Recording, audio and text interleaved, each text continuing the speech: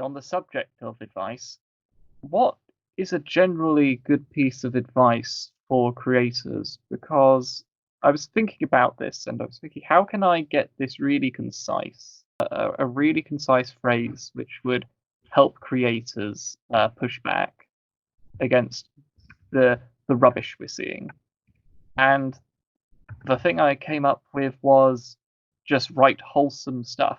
My only problem with that would be that wholesome has a connotation to it, which is at like it's almost rated PG. Now, of course, that's not true, but that's I think that's where people get the idea. But I think you have to pick a moral that you want to represent. You know what? This would actually be a good time for us to slightly change topics. And I'll answer that question by kind of asking, what is art? And the ancient Greeks, they had a conception of art called mimesis, which is essentially imitation. It's an imitation of life, but it's not a direct imitation because life is often boring or uneventful or mundane. Mimesis is a imitation of life, but it exaggerates some aspect to the point where you can draw a moral or a lesson from it. And that aspect can be exaggerated any number of ways, even into science fiction and fantasy. So I think creators who understand what art is, that it's imitation, but it's also an exaggeration to the point of something that is kind of unreal or surreal or super real, supernatural, then if you start from there, you can kind of work your way backwards to what you've exaggerated, what moral do you want to say, how do you exaggerate it, what will logically flow to show it. This is a nice concept. Could you give an example? Yeah, so I think the Iliad would probably be a good one that comes to mind because if you think about it's imitating the art is in the imitation of war, but the exaggeration comes when the gods aid the warriors to be exceptionally brave, or in some cases when when the warriors are too brave and the gods have to step in to hold them back. And the exaggeration here is what they can do when they're what they can actually do on the battlefield, and that's being exaggerated so much to the point where it's it's not real. That you can't kill a god even by definition, right? But on the battlefield, you can, if you are fierce enough and if you're courageous enough, you can wound the god. And this is that courage, or that fierceness in battle is what's being exaggerated, and that's part of the moral of the story is the behavior of how men should behave. This would also apply to the speeches as well, because the speeches given by quite a few of the characters, most notably Nestor, they're long, they're elaborate, and by by all accounts, you would never speak with that type of language in the middle of a battle. But it happens, and it's as you say, a type of exaggeration to sort of highlight the power of words and of rhetoric and knowing how to speak properly and to say the right things to inspire confidence and courage. It's funny you say that because I just read recently that the Iliad represented a big leap in understanding reality because it moved from a sort of life as randomness to life as rational deliberation. And the speeches in the Iliad are the example of that, where people don't just leave it up to chance. They don't just leave it up to the gods. The Greeks, they debate and they speak and they hear each other's speeches.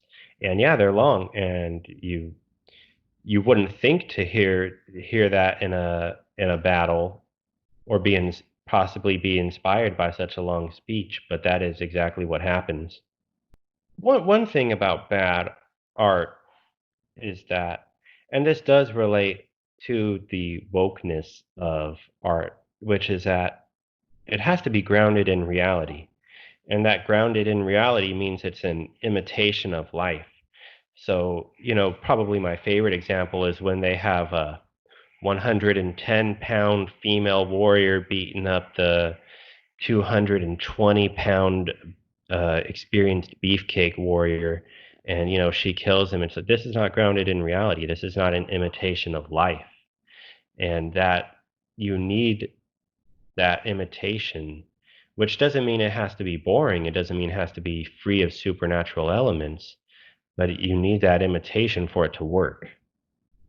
Yes, this is the issue where you have to, on the one hand, present ideals, and then on the other hand, you've got to make it realistic or somewhat plausible by the nature of the world, so that the universe follows its own laws, and you could see it being real almost. Like you could almost believe this place existed, which is something which Tolkien in his essay on fairy stories talked about quite a bit.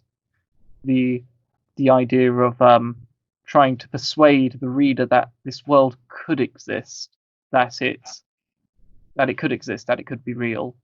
But for that to work, as you've suggested, it needs to make sense. It needs to have some basis in reality. Otherwise, otherwise you get something which is just clearly wishful thinking. Yeah. I'm kind of reminded of this particular painting by, well, actually, multiple paintings by Soviet artists during the time of the Bolshevik Revolution and the reign of Lenin and Stalin. There's one picture where Lenin and his Bolshevik party, they're on a stage and they're addressing a crowd of workers, and obviously everyone loves Lenin in the picture. Yeah. If you had to judge Bolshevism just by that and nothing else, you'd think it was amazing. But of course, it had no real basis in reality. Even if the workers, universally loved the Bolshevik Party at the start, even if that were the case, they certainly were less enthusiastic by the end of it. So it's clear wishful thinking, to be honest. Yeah, history has betrayed those artworks, because we know from historical records that people didn't worship at his feet. They weren't grateful. And why would they be? I know, especially in our like section of the internet, we all have more or less mixed feelings about Professor Dr. Jordan Peterson. Yeah. But he did say something I agreed with, which was art really needs to explain something and explain the world better. It really needs to explain what's going on rather than be wishful thinking. Yeah, I couldn't agree more. And that's the part that's the part that becomes exaggerated in in that's the element that's exaggerated in a good story, that will become the moral or the lesson. And that's hopefully what you take away from it. And if it's a good story, that is what you will take away from it. And it's not, for example, in the Iliad, it's not hard to come away from reading that kind of inspired to be courageous, or to see the value in courage. And you should, I mean, I did, most probably do, who've read the Iliad. They're super psyched about it, about the idea that you could bring a city down with just your strength put into action. So I think he's absolutely right in that. It has to explain something. It should be a should, not necessarily. Well, it can be an is, but a good moral will also have a should in the sense that you should.